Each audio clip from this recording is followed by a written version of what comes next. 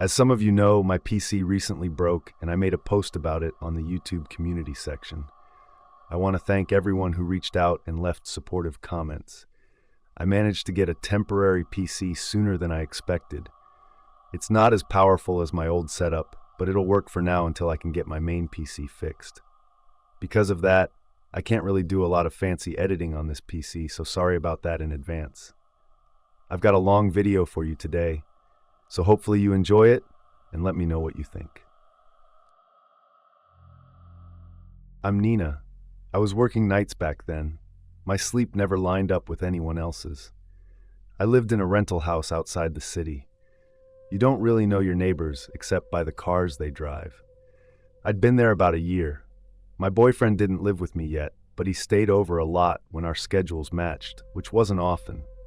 The job was a call center, but not like customer service for one company. It was overflow. That's what they called it.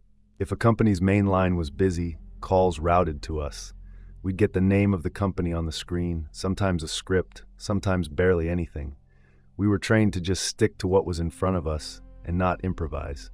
Don't ask extra questions. Don't push. Just follow the flow. Most of the calls were boring. People mad about bills, password resets, things like that. The weirdest part was the hours. After midnight, the tone changed. Fewer calls, longer pauses between them. Sometimes you'd get someone clearly drunk or half asleep. Sometimes no one talked at all, and you just waited for the disconnect. I worked from home some nights and in the office others. This happened during a stretch when I was mostly at home. My setup was in the spare bedroom, desk pushed against the wall, headset plugged into my laptop, personal phone on the desk because I used it to log into systems. That mattered later, I guess. That night, nothing about the day stands out. I woke up late, made coffee I didn't finish, scrolled on my phone too long. My boyfriend had been over the night before, but left early for work. I locked the door behind him. I'm weird about locks. I check them twice sometimes, then forget and check again. The call came through around like 2 a.m. I don't know exactly. I didn't look at the time because it didn't feel important then. My phone rang. My personal phone. I was annoyed more than anything because no one calls me that late unless something's wrong, and my first thought was my boyfriend or my mom. I picked up without checking the number. The voice on the other end said, "Can you confirm your name for me?" It wasn't aggressive, just neutral, professional, like someone reading off a screen. I said my name because, again, habit. That's what I did for work all night. Say your name, confirm details, move on. Then the voice said, "And you're alone right now, correct?" That was when I stopped. I pulled the phone away from my ear and looked at it, like that would explain something. Unknown number.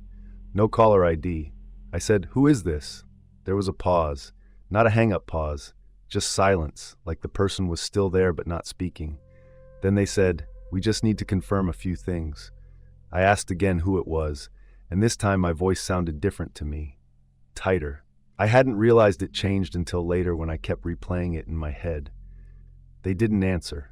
They didn't say a company name. They didn't say they had the wrong number. Nothing like that. They said, "You're at home, right?"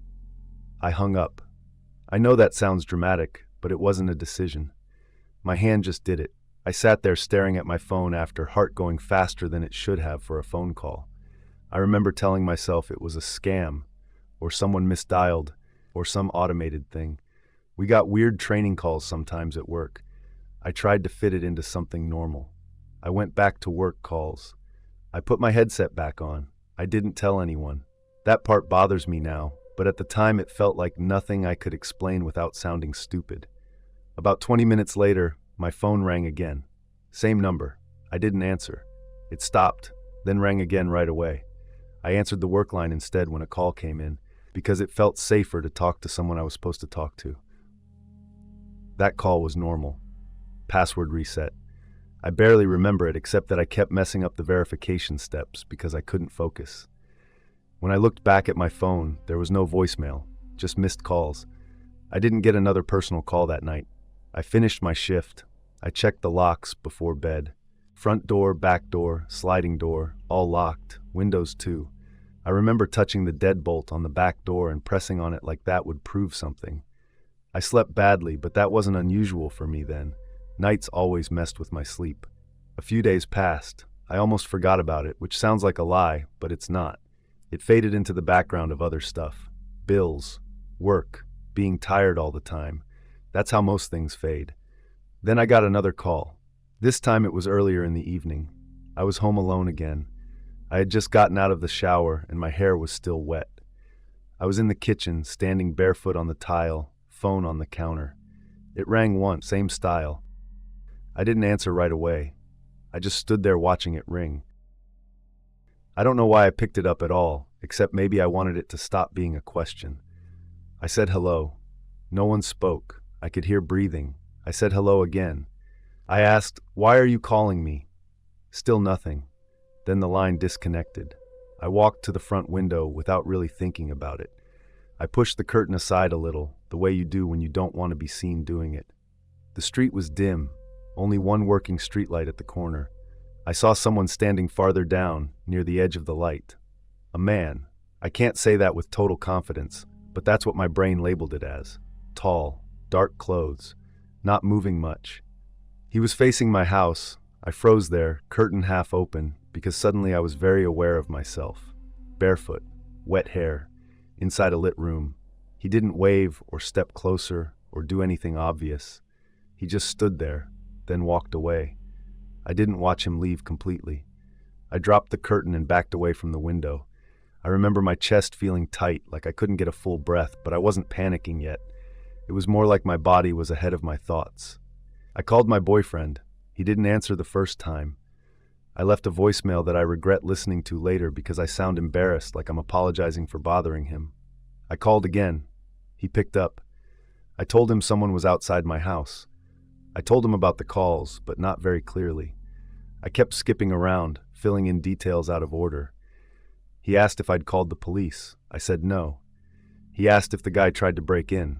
I said no, I don't think so. He came over anyway. It took him about 30 minutes. Those 30 minutes stretched. By the time he got there, nothing was happening. He walked the perimeter of the house with his phone flashlight like that would reveal something. It didn't. He stayed the night. We talked about it in bed, but the conversation kept looping. Probably nothing. Maybe wrong number. Could have been someone else's house. We said the same things in different orders. Nothing happened that night. That almost made it worse because it meant there was no ending to point to. A few days later, my boyfriend went back to his place.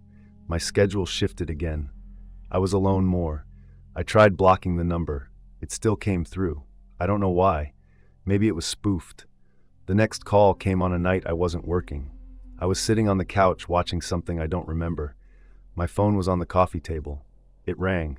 I didn't answer. It stopped. Then rang again. I picked it up and didn't say anything. No one spoke on the other end either. No breathing this time, just a live line. I hung up, and I heard something. So, I checked the back door without really deciding to. I just ended up there. It was unlocked. I know I locked it. I know that sounds like everyone says that, but I checked that door more than any other one. I always did because it led to the porch in the yard, and it never felt as solid as the front door. The handle turned easily in my hand. I pulled the door open. The porch light was off. I flicked it on. On the porch, right near the door, was a bundle of fabric. At first, my brain didn't register what it was. Just something light-colored, folded wrong. But then, I realized it was lingerie. A matching set. Bra and underwear. Women's.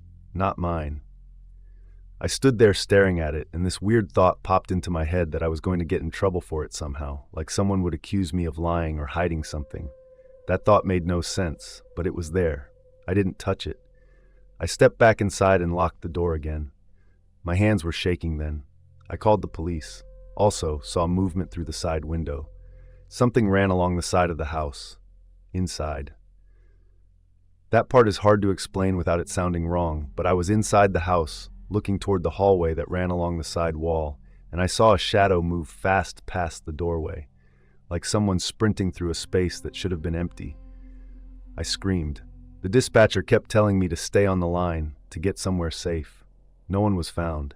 They never caught anyone. I moved out later. The calls stopped eventually. I don't know when exactly. They just didn't happen anymore.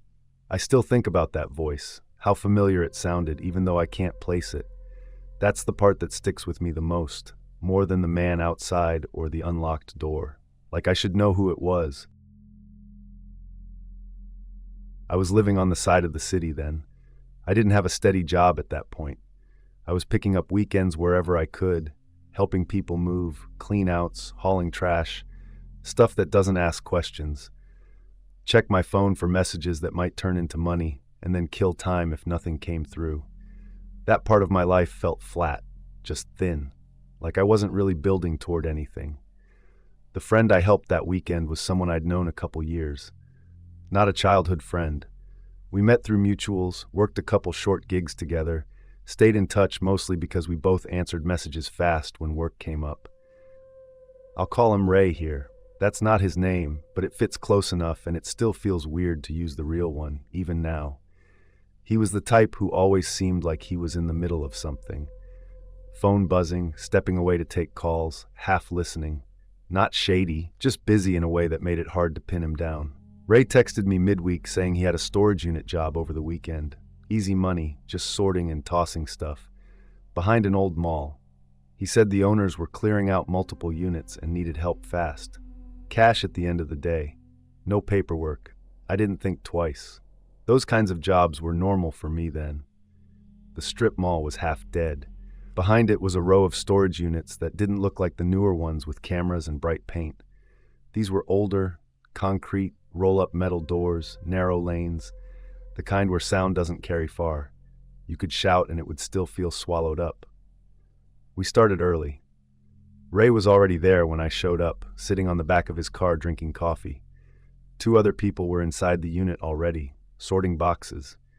I didn't know them. One was a woman, older than us, quiet, hair pulled back tight. The other was a guy who barely looked up when I came in.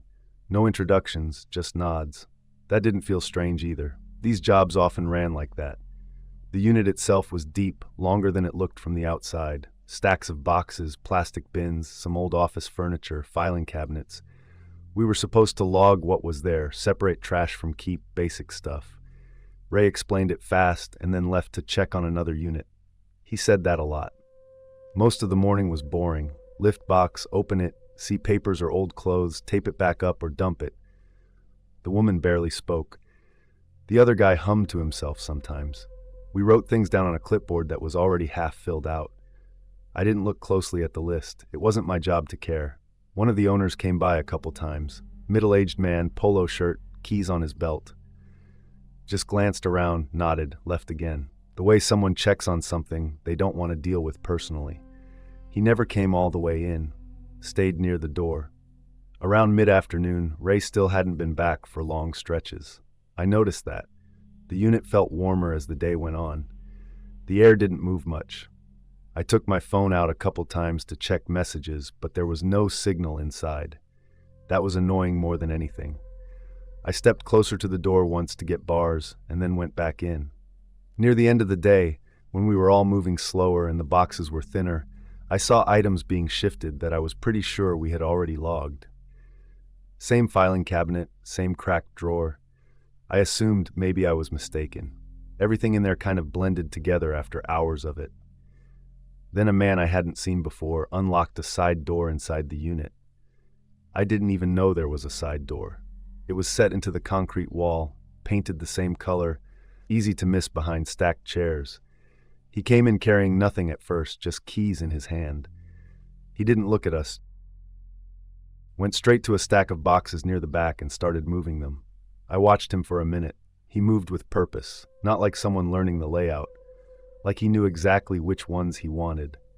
He pulled out 2 boxes and set them near the side door. They were marked with the same faded marker as the others. Nothing special. I asked him where those were going. Not confrontational, just loud enough to be heard. He said the list had changed, didn't stop moving. His voice was calm, like this was obvious and I was behind. I said okay, but something felt off. I checked the clipboard. The boxes he took were definitely marked earlier. I mentioned that. He said the owner updated it. Still didn't look at me. He kept working. At some point I realized the main roll-up door was closed. I don't know when that happened. It must have been while I was focused on him. The light inside felt dimmer because of it. I walked over and tried to lift it, thinking maybe someone shut it to keep the heat out or something. It didn't budge, locked. I turned back and saw the woman and the other guy were gone. I didn't hear them leave. The unit felt suddenly bigger and emptier. The man with the boxes was still there, stacking things by the side door. I pulled my phone out again, no signal.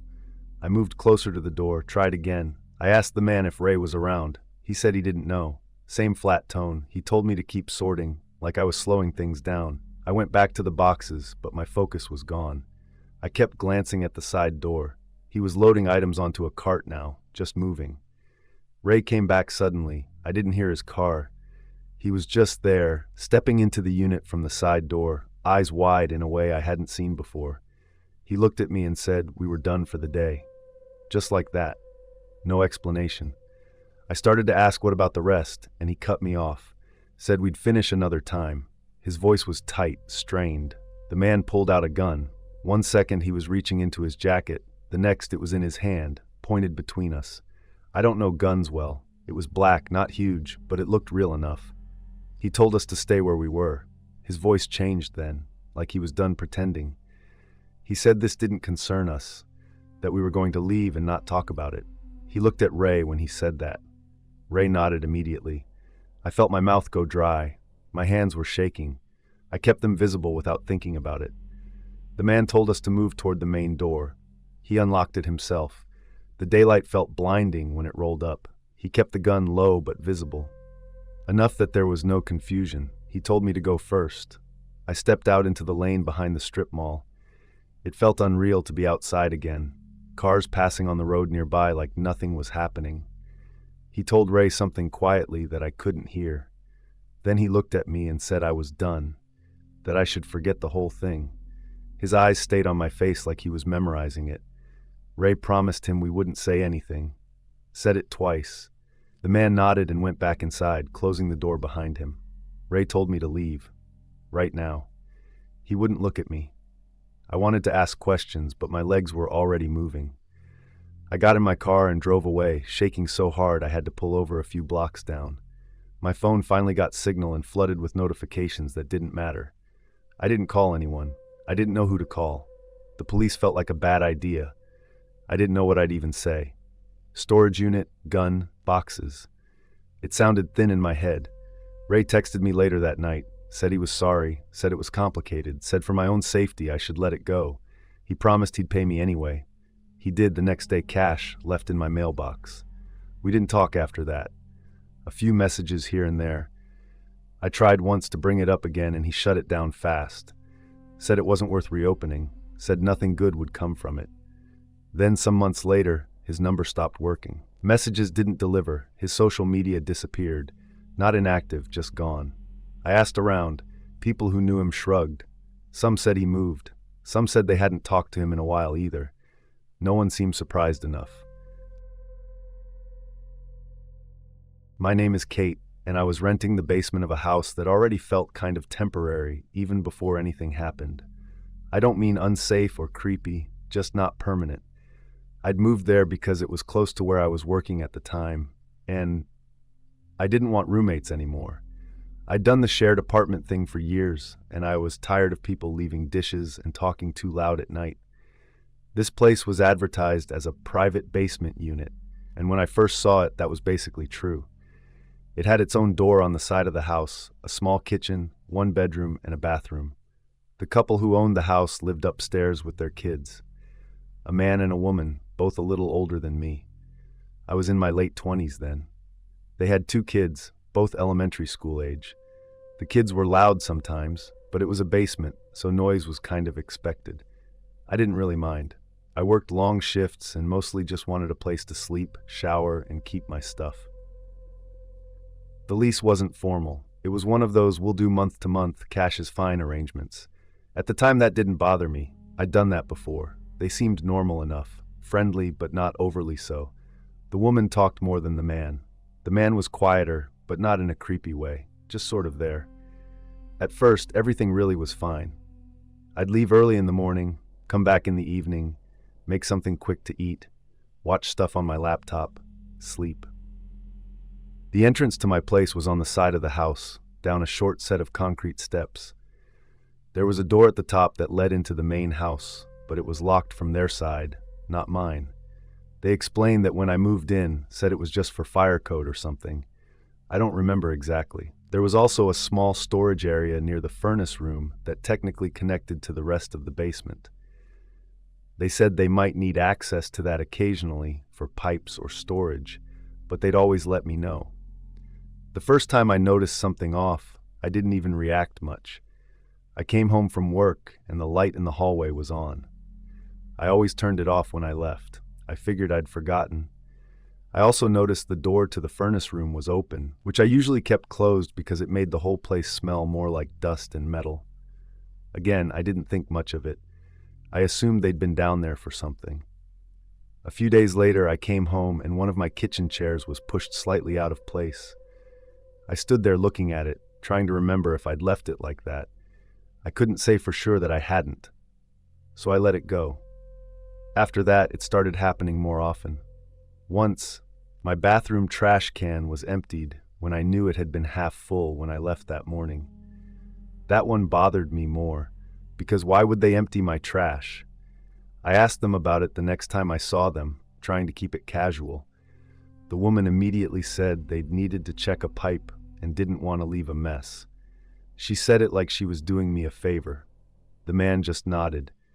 I told them I understood, but asked if they could let me know before coming down. I said it wasn't about hiding anything. It just made me uncomfortable not knowing. They both agreed. The woman even apologized. She said she didn't think it would be a big deal. For a little while after that, it stopped. Or at least I didn't notice anything. That might matter. I don't know. Then it started again, but more obvious. I came home one day and my bedroom door was open. I always closed it. Always. I don't like sleeping with it open, even when I'm alone. That time, I knew I hadn't left it that way. I went upstairs and asked them directly if they'd been in my space. The woman said yes. They needed access to the water shutoff and had tried texting me. I checked my phone. There was no message. She shrugged and said it didn't go through. That was when I asked again, more firmly, that I needed notice. Actual notice. Not just we tried. I said if that wasn't possible, I might need to reconsider staying there. I didn't say it aggressively.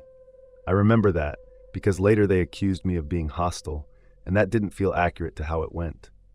I was calm. Probably a little tense, but calm. The tone changed after that. They weren't as friendly. The woman stopped chatting when she saw me. The man started looking at me longer when we passed each other, like he was trying to figure something out. A week or so later, the woman mentioned that rent might need to go up because utilities had been higher than expected. She said it lightly, but it didn't feel light. I reminded her we hadn't talked about that before. She said it was month to month, so things could change. I started feeling like I was being punished for setting a boundary. That's really what it felt like. And I hate that kind of situation, where nothing is overt, but everything is uncomfortable. One day, work had been rough. I came home and immediately knew something was wrong. My place felt disturbed. My jacket wasn't on the hook where I left it. My backpack was on the floor instead of the chair. I went into the bedroom and saw that one of my drawers was open and things were missing. Not valuable stuff, but personal. My spare phone charger, some cash I kept in an envelope, a watch I didn't wear often but liked. I went upstairs. I shouldn't have gone upstairs, but I did. I knocked harder than usual. The woman opened the door, and before I could even finish explaining, she got defensive. She said they hadn't taken anything. She said I was accusing them unfairly. The man came into the room then. He looked agitated. His hands were shaking slightly. I noticed that right away. I said I just wanted my stuff back, and if it was a misunderstanding, fine, but things were missing. That's when it turned physical, and it still feels strange to write that because it happened so fast. The man shoved me first, enough to make it clear this wasn't just an argument anymore. I tried to step back, and the woman started yelling. Not at me, just yelling. The man grabbed my phone out of my hand when I tried to call someone. This had gone way past what I knew how to handle. They forced me back down the stairs into the basement. I don't remember exactly how it happened. I know I was pushed. I know I stumbled. I remember the door slamming. They locked me in my bedroom. I tried the handle immediately. It didn't open. My phone was gone. I didn't have my keys. I didn't have anything. What's strange is that after that, the yelling moved away from the door. At first I thought they'd left. Then I realized they were fighting with each other. Loudly, screaming, crashing sounds, things falling. I could hear it through the ceiling and the walls. It went on longer than I expected. I was sitting on the bed, shaking, trying to think what to do. There wasn't really anywhere to go. The window in my room was small and high up. I couldn't reach it without moving furniture, and even then it wouldn't have been big enough. At some point, there was a loud bang, like something heavy hitting the floor. Then more yelling. Then sirens. I didn't hear who called the police, but later I was told neighbors had heard the fight and called it in. The police came through the main house first. I could hear voices, commands, footsteps. Eventually someone unlocked my door. A police officer asked if I was okay. I couldn't answer right away. I just nodded. My throat felt tight, like I'd been holding my breath for too long. The woman was taken out on a stretcher. She was conscious, but injured. The man was handcuffed and sitting on the curb. He didn't look at me. I later found out he had a history of mental health issues that the woman hadn't disclosed. I don't know all the details. At that point, I just wanted out. I didn't go back to that apartment. I stayed with a friend for a while. Some of my things were never recovered. The police said it would be hard to prove who took what. The informal lease didn't help. There were no charges related to me being locked in, at least not that I was aware of. Everything focused on the domestic incident upstairs. We moved in with my uncle in fall. Less daylight, more people in the house, more noticing each other. We were supposed to be there like 3 months. That was the plan everyone kept saying out loud, like saying it would keep it true. 3 months, maybe 4, just until my dad found something steady again. Before that, we had a rental on the other side of town. 2-bedroom, thin walls, neighbors who didn't talk to us. My dad worked logistics. He'd been there years. Then the company downsized, and it wasn't dramatic, just over. One meeting, box of stuff, home earlier than usual. I was old enough to understand what that meant, even if I didn't understand how long it could last. My uncle was my mom's older brother. She always called him particular, which was her polite word. He had a house big enough that he could offer without it sounding fake. He lived alone, had for a long time. The house was older, not huge, but layered, like it had been added onto in pieces. Narrow hallway that turned twice before you got to the back rooms. Doors where you didn't expect them. He said we could use the 2 spare rooms upstairs. He didn't hesitate, which my mom appreciated. She was embarrassed already. She tried not to show it, but you could tell. She kept saying thank you too much.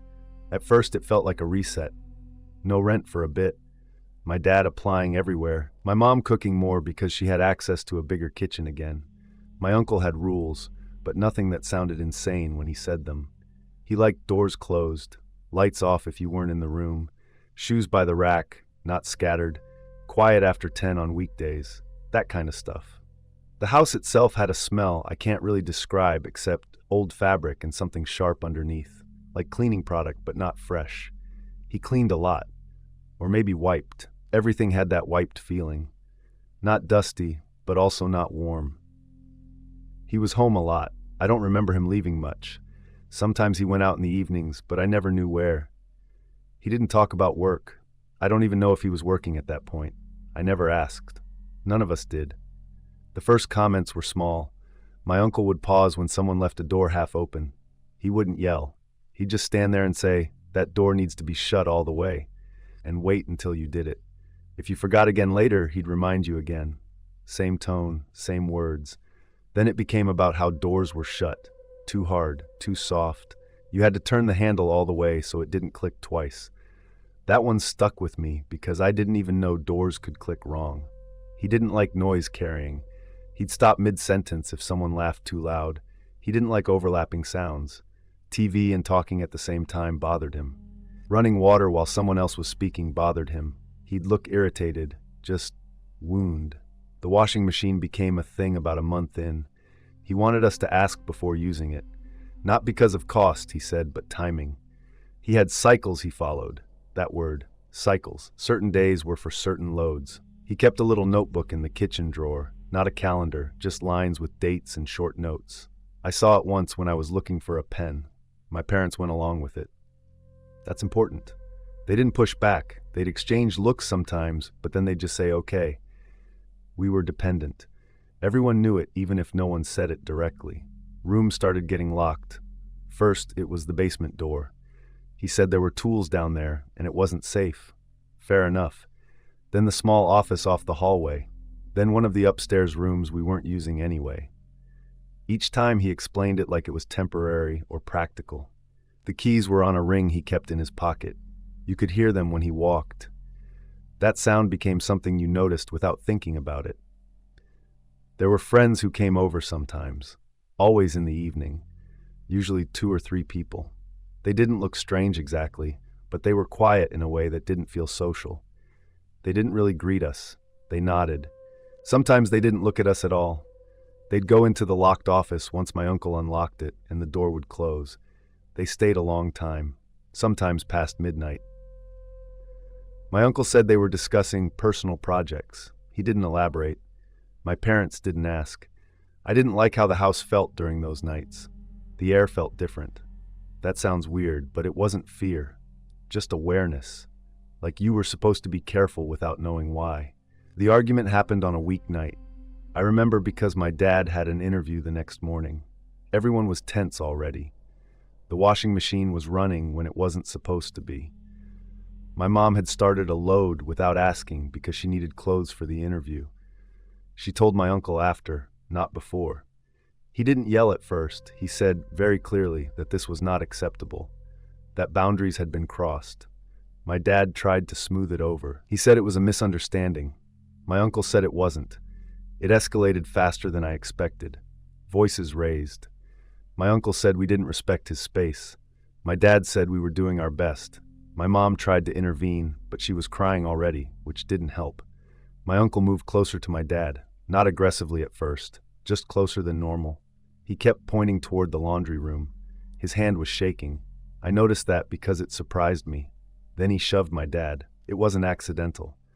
My dad shoved back. My mom screamed. I froze. I hate that I froze, but I did. The police came because a neighbor heard yelling. By the time they arrived, everyone had backed off. My dad had a mark on his arm. My uncle was pacing. The officers separated them, asked questions. They treated it like a family dispute. They told everyone to cool down. No one was arrested. After they left, no one spoke. My uncle locked himself in his room. My parents whispered in the kitchen. They decided we were leaving. Not eventually. Immediately. We packed essentials that night. Clothes, documents, whatever we could grab quietly. We stayed with a friend for a few days. My dad didn't go to the interview. A few days later, my mom got the call. My uncle had been found, passed in the house. It wasn't natural. That's what they said. They didn't tell us details at first, just that it looked like someone else had been involved. The police asked questions again, about his friends, about routines, about locked rooms. They searched the house. They didn't find what they were expecting, I think. No clear motive, no clear suspect. Rumors started after that. People talked, strange gatherings. Someone said my uncle talked about guidance and structure a lot.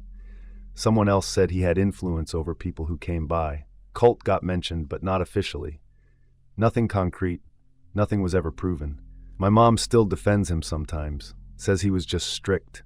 I just know that living there changed how I think about rules and silence and what people hide behind being particular. I was working that job on the west side of the city.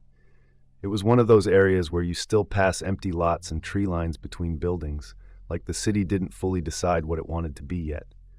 I didn't grow up there. I'd moved closer for work, rented a place that was fine but too expensive for what it was.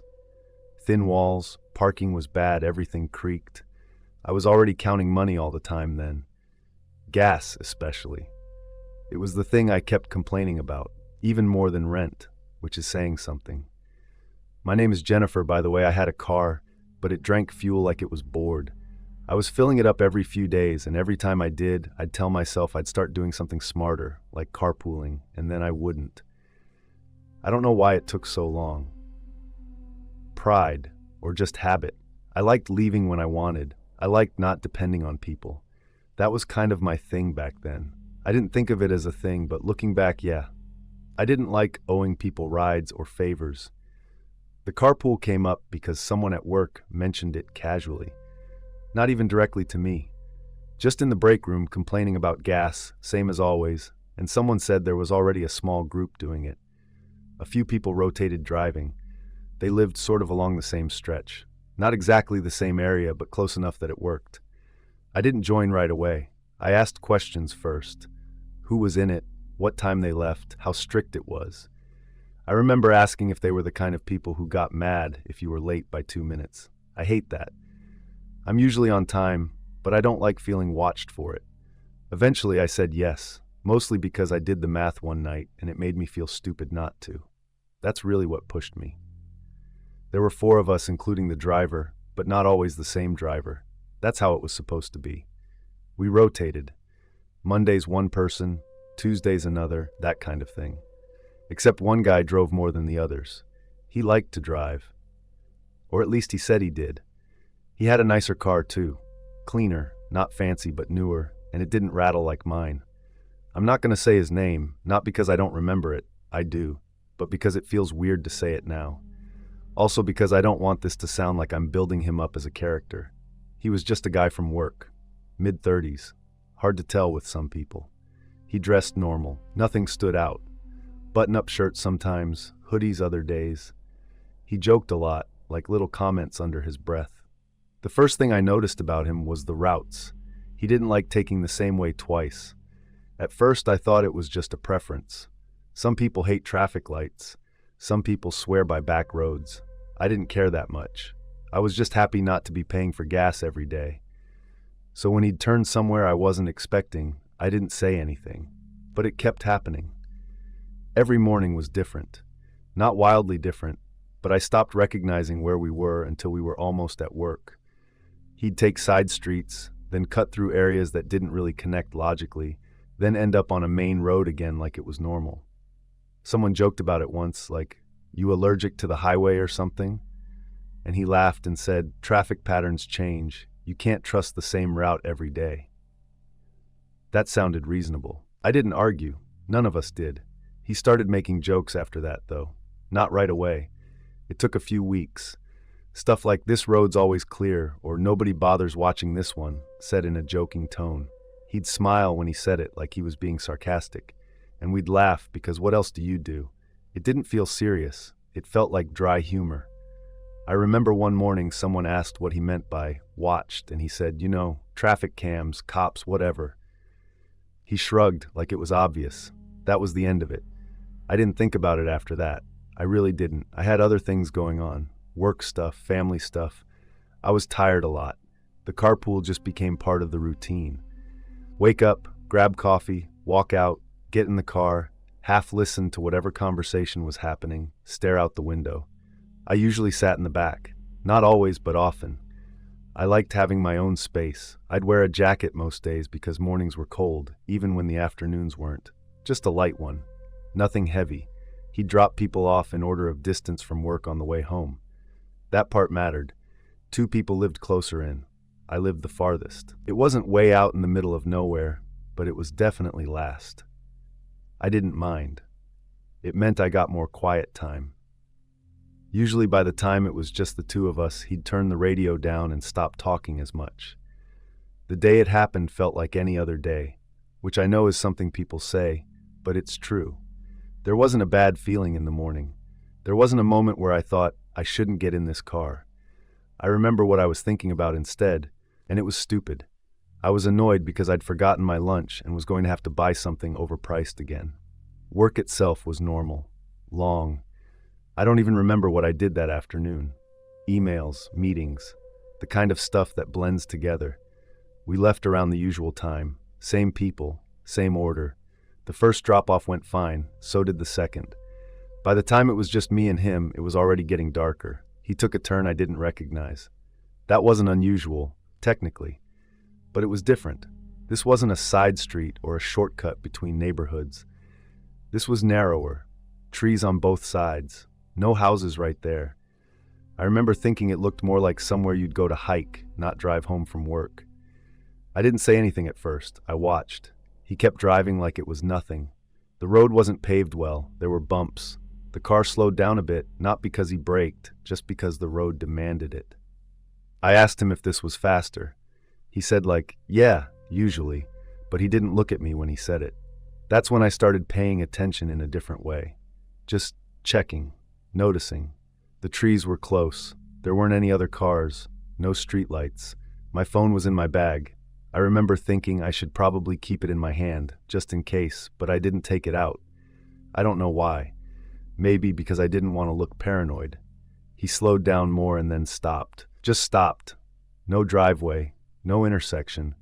Just pulled over slightly, enough that if someone else came down the road they could still pass, but it didn't feel like a normal stopping spot. He turned in his seat and looked at me. He said, "Can you take off your jacket?" I didn't respond right away because I honestly thought I'd misheard him. It didn't fit. It didn't connect to anything. I think I said, "What?" but quietly. He repeated it, same tone. Not aggressive, not joking either. Just matter of fact. I said no. I didn't explain. I didn't ask why. I just said no. My heart was already doing something weird at that point. Fast but also heavy, like it was pressing down instead of racing. He sighed, like he was annoyed. And then he said something about it being hot, which didn't make sense because it wasn't. And even if it was, that's not something you tell someone to do. I told him again I wasn't going to. That's when he reached back. It happened fast, but not in a blur. I remember the angle of his arm. I remember his hand coming toward my neck, not my shoulder or my arm. My neck. That's what made it real immediately. There wasn't confusion anymore. I pushed him. Harder than I thought I could, honestly. It wasn't a clean shove, it was messy. I hit his arm and shoulder and he swore, and the car lurched a little because he wasn't fully facing forward. I grabbed the door handle and got out. I didn't even think about traffic or anything. There wasn't any. I just got out and ran. I ran into the trees, off the road. Branches hit my face. I could hear him yelling something behind me. My jacket got caught on something and I yanked it free and kept going. I don't remember if I tripped. I think I did at some point because my hands were scraped up later, but I don't remember the actual fall. I just remember running until my lungs burned and then running a little more because stopping felt worse. I ended up back near the road further down, not the same spot. I don't know how long it took. Time wasn't working normally. I saw headlights and waved like an idiot, both arms, not caring how I looked. The car stopped. A woman was driving. I think she was older. I don't remember her face, just her voice. She asked if I was okay and I said no and started crying, which surprised me because I hadn't yet. She let me get in, locked the doors immediately. That detail stuck with me. She didn't ask questions first. She just locked them. That's when I remembered my phone. It was still in my bag. I took it out with shaking hands and called the police. I remember apologizing a lot, which I hate about myself. I kept saying I was sorry and that I didn't know where I was. They found him. I don't know how long it took. Longer than I wanted, shorter than it could have been. He didn't run far. His car was still there. He was arrested, charged. There were other things later that came out, but not everything. Some of it I wasn't told. Some of it I didn't ask about. Work was strange after that. The carpool obviously ended. People avoided talking about it directly. HR got involved. I took time off. I didn't grow up thinking I'd do caregiving. It wasn't some calling thing. I just needed work that paid steady and didn't ask too many questions about gaps. I was in my mid-20s, living in a rental, and my days were already quiet in a way that made money feel louder than everything else. The agency made it sound simple. One client, live out, mostly companionship, light assistance, no lifting, no overnight shifts. That part mattered because my back had already started doing that thing where it locks up for no real reason. The house was in a neighborhood that looked planned but tired. Same trees spaced evenly, same sidewalks cracked in the same places. You could tell it was built all at once decades ago and then just left. People stayed. People aged. The man I was placed with was named Harold. Everyone called him that, even his kids, which I noticed because they were very specific about other things. Harold lived alone. in a single-story house with a sloped backyard that dropped into a line of trees, like a neglected strip that no one claimed. It ran behind several houses like a shared secret nobody talked about. From the kitchen window, you could see the first few trees, thin trunks. Harold was old in the way that felt slow, not dramatic. He had a tremor in one hand that came and went. Some days he remembered the names of his medications, some days he didn't. He was polite to the point of repetition. Thank you for this. Thank you for that. Sometimes twice in a row. He liked the radio on low, talk stations mostly, and he'd fall asleep in his chair with his mouth open and wake up embarrassed like he'd done something wrong. My routine was, I came in mid-morning, helped with breakfast if he hadn't already eaten something weird like crackers and jam, made sure he took his pills, did light cleaning, and sat with him while he talked. He talked about his job from years ago, same stories, same order. I learned where to nod. I learned when correcting him made him upset and when it didn't matter. It was easier to let things slide unless it affected something real. His family visited maybe once every couple of weeks. A daughter who lived out of state and a son who lived closer but acted like he didn't. The daughter was phone present more than physically present. She'd call while I was there and put me on speaker without asking questions about things she could have asked Harold himself if she'd let him finish a sentence. The son came in person. His name was Johnny. He was loud in the house, like the walls annoyed him. He had opinions about how I did things even though he wasn't there most days. He'd point at dust I hadn't gotten to yet, or food in the fridge and ask why it was still there. Not mean exactly, but edged, like he was always just short of accusing me of something. He also liked to stand too close. That's the part I didn't say out loud to anyone because it sounds dramatic when you say it like that. But he didn't step back when people usually do. If I moved, he moved with me like it was coincidence. He smelled like cigarettes even when he said he quit. Harold seemed smaller when Johnny was around. He deferred in a way that felt old, not respectful. He'd look at me after Johnny left and say things like, "He worries," as if that explained everything. Nothing bad happened right away. That's important. Weeks went by. I learned the sound the floor made near the hallway bathroom. I learned which cabinet door stuck. I learned that the back door sometimes didn't latch unless you lifted it slightly.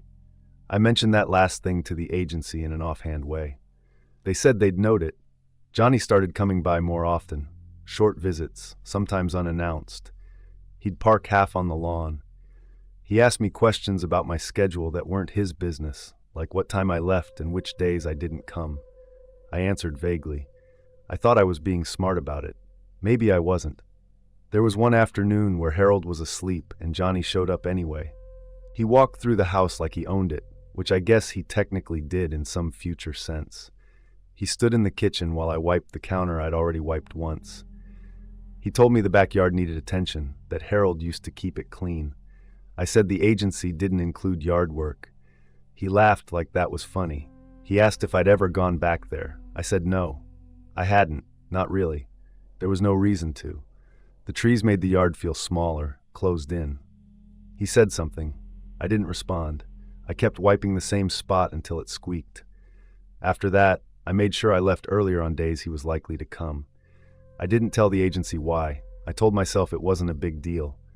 People are weird. Families are worse. That was my logic. The day it happened was ordinary in the worst way. Harold ate his breakfast, took his pills, complained about the weather even though it hadn't changed. I was thinking I should stop by the store after work because I was out of coffee at home. That's where my head was. Johnny showed up in the late afternoon, earlier than usual. Harold was awake, sitting in his chair. Johnny talked loudly, pacing. He said he wanted to look at something out back. He asked me to come with him, said he needed help moving something. I hesitated. Harold said, "It's fine." In that way, that wasn't really about it being fine. I told myself I'd be in sight of the house. The yard wasn't that big. The trees weren't thick. I didn't put on a jacket. The ground sloped more than it looked from the window. Dry leaves slid under my shoes. Johnny walked ahead too fast. He didn't point out anything specific. He just kept moving toward the tree line. I slowed down. I said, "What are we looking at?" He didn't answer. When he turned, it wasn't sudden, but it was wrong. His face had changed in a way I can't explain cleanly. Focused. He grabbed my arm. I said no. I said it clearly. He told me to shut up. He pulled me toward the trees. I dug my heels in and slipped. My arm hurt immediately. There was a sound I made that didn't feel like it came from me. I screamed. He tried to cover my mouth. I bit him. I don't know where. My teeth hit skin. He swore. I kept screaming. I don't remember thinking about neighbors until later, but they must have heard. The houses were closer than they felt. Something sharp cut my side. I don't know. I just know it burned, and then it didn't. Adrenaline does that thing where it lies. He let go when a door somewhere slammed. I heard someone shout. Johnny ran, into the trees. I slid down onto the ground and couldn't get up right away. My legs shook too much. I don't remember walking back to the house, but I was there. Harold was yelling my name. Someone else was on the phone. A woman I didn't recognize held a towel against my side. There was blood on it. She kept pressing harder, like more pressure would make it go away faster. Police came. Ambulance came. The whole street felt suddenly crowded and small. People stared in that way where they pretend they're not. I tried to explain what happened and kept losing the order of it. They asked me questions that didn't fit the shape of what I was saying. Johnny was arrested later. They found him hiding deeper in the tree line, further back than I thought anyone went. He had scratches on him. At the hospital, they cleaned the cut and told me I was lucky. I nodded because that's what you do. The agency called, apologized, said they'd handle everything. Harold's daughter called and cried. Harold himself didn't say much after. I didn't go back to that job. I didn't go back to caregiving at all for a long time. Certain smells still make my chest feel tight. Trees behind houses still look wrong to me. I'm Amy. So, I was working at that place for about 8 months by then. It was one of those jobs you don't plan to stay at, just something you take because you need the money and it fits around your life for the moment. Warehouse adjacent, not fully inside, not fully outside. Loading, checking slips, sometimes standing around waiting for forklifts to finish doing whatever they were doing. It paid weekly. That mattered more to me than anything else at the time. I was living with my cousin then, on the edge. Not the edge like fields and nothing, more like the buses stopped going further after a certain point. If you missed the last one, you either walked for a long time or figured something else out. Most days I planned around it fine. I watched the clock. I left early even if it meant waiting at the stop. I didn't like rushing. That day I stayed late, not because I wanted to, just because one thing went wrong after another. A truck showed up late, paperwork was missing. The supervisor kept saying 5 more minutes, like that meant anything. By the time we were done, the rain had already started. You could hear it on the roof, that heavy kind where it's not just noise, it feels like pressure. The buses might still be running because sometimes they do during rain. But when I checked my phone, the service alert was already there. I stood under the overhang near the employee entrance with a few other people, just looking out at it. Water was already pooling in the parking lot. My shoes were thin, the kind that soak through fast, and I had my bag with me, the one I carried everywhere. It wasn't fancy, but it had my wallet, my charger, my keys, everything. I kept it zipped and close without really thinking about it. And this person, he worked in shipping. I'd seen him around plenty of times. We weren't friends, but we weren't strangers either. We'd talked about work stuff, complained about shifts, that kind of thing. He was older than me, not by a lot, early 30s. He always seemed normal enough. Quiet most days, sometimes joked, but not in a way that stood out. If you asked me before that night what I thought of him, I would have said nothing in particular. He said, "You heading that way?" and pointed down the road like it was obvious. I said, "Yeah, kind of." And he said he could drop me since the buses were done and it was raining bad. He said it like it was nothing, like he was offering a pen. "No trouble," he said. "I'm going that direction anyway." Everyone else was already leaving, cars pulling out slow through the water. I didn't want to walk. I didn't want to call my cousin because she was working nights and usually didn't pick up. And this was someone from work. That mattered to me. It felt safer than a stranger. So I said okay. His car was parked farther out, near the back where the lights didn't reach as well. The rain was coming down harder by then, and I remember running a little, holding my bag against my side. When I got in, the seat was cold and damp, like the door had been opened recently. He drove slow because of the water. We talked about how bad the storm was, how it came out of nowhere. He said something about how weather like that messed everything up. Roads, schedules, people's plans. I agreed. I was watching the road more than him, the way the headlights cut through the rain and then didn't really help much at all. About halfway to where I needed to be, he turned off the main road. I noticed it, but I didn't say anything right away. There were a few ways to go, and sometimes people avoided certain streets when they flooded. The car bumped a little as we went over uneven pavement. The rain sounded louder out there, less echo from buildings. Then he pulled into a lot. It wasn't a gas station or a store, just an empty paved area, maybe for trucks or something, I don't know. No cars, no lights except what came from the road we just left. He parked near the far side and put the car in park. I thought he was checking his phone or waiting for the rain to ease up. People do that. I've done that. But then he turned off the headlights. The dark felt immediate. The rain was still loud, and without the lights, it felt like the world shrank down to just inside the car. He leaned back a little in his seat, relaxed, like this was intentional. He said something about how storms were good for not being seen. That's not exactly how he worded it, but that was the meaning. He laughed after, like it was a joke I was supposed to get. Everything gets washed away, he said. Hard to track things in weather like this. I remember my stomach dropping, but I didn't say anything yet.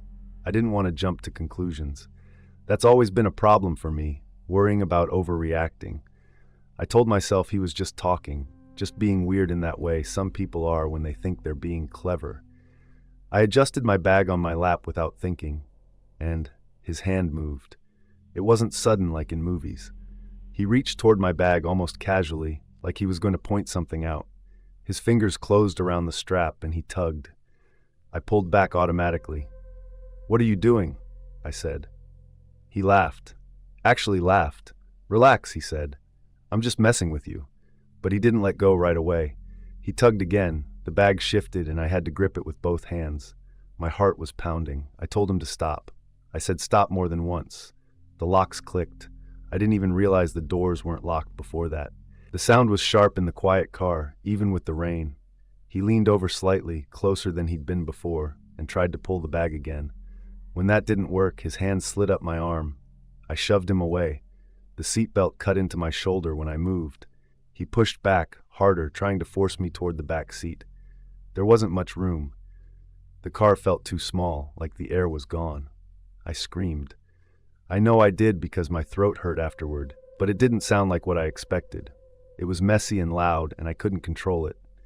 He told me to calm down. He actually said that, like I was the problem. I kept screaming anyway. I kicked at him, at the console, anywhere I could reach. My bag slipped out of my hands and fell to the floor, half open. He went for it again, and I grabbed his wrist with both hands and bit him. He swore and pulled back. The car rocked slightly as he shifted his weight. For a second I thought he was going to hit me, and that thought froze me in place more than anything else had. But he didn't.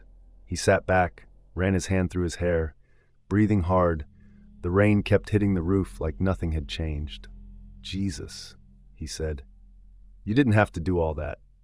I was crying by then, but I didn't notice right away. My face felt hot and tight. My hands were shaking so badly I couldn't get the zipper on my bag closed. I kept watching his hands, every small movement. After a moment, he unlocked the doors. The sound was just as loud as before. He said he was sorry. He said it fast, like he wanted it over with. "You can get out," he said. "I'm sorry. Just go." I didn't wait for him to repeat it. I opened the door and stumbled out into the rain. My shoes filled with water immediately. I grabbed my bag off the floor and clutched it to my chest. The rain soaked through my clothes in seconds, but I didn't care. I just needed space between me and that car. He drove off as soon as I shut the door. No headlights until he reached the road. I stood there for a while, not sure where I was exactly. The rain made everything blurry. My phone was still in my bag, thank God. My hands were shaking too much to type at first. I called a friend who lived nearby, someone I trusted, and when she answered, I just said her name and started crying again. She came to get me. I don't remember how long it took, only that every minute felt stretched out.